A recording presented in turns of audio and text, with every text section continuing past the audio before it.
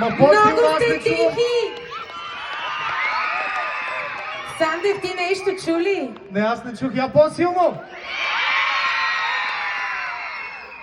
Страхотни сте, честит празник на всички, много сте готини, много се радваме, че сте тук и може да се видим и да прекараме малко време заедно. Честит празник, да, честит празник Стара Загора. Ние даже, освен да ви честитим, искаме да направим една игра след малко с няколко дечица от вас, които ще спечелят и две много яки награди. След това ще има по-силно, като казах награди. Виж, посъбудиха се малко, поразбудиха се горе-долу. След малко аз и Стела заставаме тук, ще има фен среща, ще можем да се снимаме, да си кажем по няколко думи. Обаче преди това, Стелче, ние сега имаме отговорната задача с теб да изберем така 10 дечица, които да дойдат с нас на сцената.